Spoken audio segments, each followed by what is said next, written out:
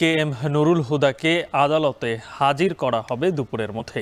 এছাড়া আজ আনা হবে শাহজাহান খান, আনিসুল হক সহ বেশ কয়েকজন আসামিকে। এ নিয়ে বিস্তারিত জানাতে সিএমএম আদালত থেকে যুক্ত হচ্ছেন মশিউর অনিক।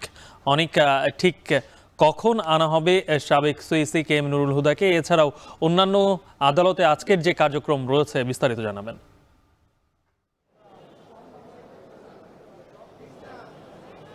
আপনার প্রথম প্রশ্নের উত্তর দিয়ে গালিব শুরু করতে চাই। গতকালকে গ্রেফতারকৃত সাবেক প্রধান CEC K M Nurul Huda, তাকে গ্রেফতার করা হয় উত্তরা তার বাসা থেকে, এবং গ্রেফতারের পরবর্তীতে যেই নির্ধারিত সময়সীমা 24 ঘন্টার ভিতরে আদালত প্রাঙ্গণে তাকে নিয়ে আসার কথা, ডিবিতে তাকে হেফাজতে রাখা হয় এবং আমাদের সর্বশেষ তথ্য মতে তাকে আজকেই নিয়ে আসা হচ্ছে সিএমএম আদালতে।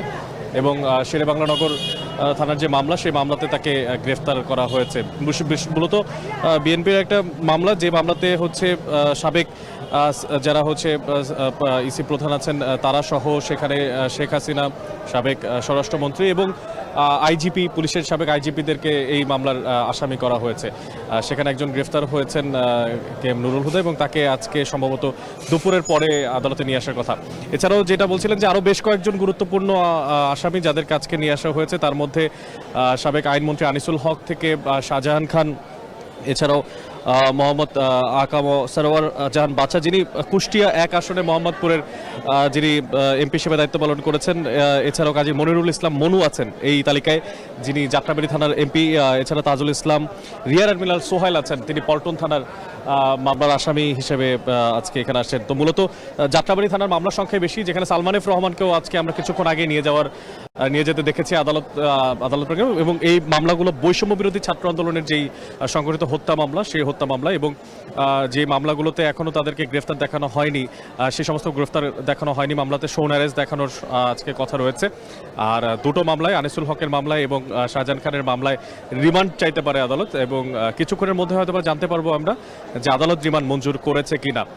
গালিব, আরও একটা বিষয় জানিয়ে রাখতে চাই সাবেক সিইসি প্রধান কে এম নুরুল হুদার ব্যাপারটাতে, যে তাকে আজকে যখন আদালত প্রাঙ্গণে নিয়ে আসা হবে তখন কড়া পাহারা দেওয়া হবে বলেই আমরা আসলে জানতে পেরেছি ডিসি প্রসিকিউশনের অফিসের মাধ্যমে। তার পিছনে কারণ হচ্ছে একটা মব সংশ্লিষ্ট ব্যাপার কিন্তু গতকালকে ঘটেছে, এবং সেই ব্যাপারে প্রধান উপদেষ্টার ফেসবুক পেজ থেকেও কিন্তু একটা বিজ্ঞপ্তি গিয়েছে, এবং সেখানে সবাইকে জাতিগতভাবে সবাইকে মব কালচার থেকে দূরে থাকার জন্য এবং আইনের প্রতি শ্রদ্ধাশীল হওয়ার জন্য যেই প্রক্রিয়া, যেই পদ্ধতি, সেই দিকে শ্রদ্ধাশীল হওয়ার জন্য অনুরোধ করা হয়েছে, এবং বলা হয়েছে যারা এই মবের সঙ্গে যুক্ত থাকবেন তাদেরকেও আইনের আওতায় আনা হবে। পাশাপাশি আজকে যখন তাকে নিয়ে আসা হবে, সেক্ষেত্রে এইখানে এই আদালত প্রাঙ্গণে যাতে মব তৈরি না হয়, সেই জন্য আসলে সর্বাত্মক চেষ্টা করবে আদালত প্রাঙ্গণের আইন শৃঙ্খলা বাহিনীর যারা সদস্য তারা।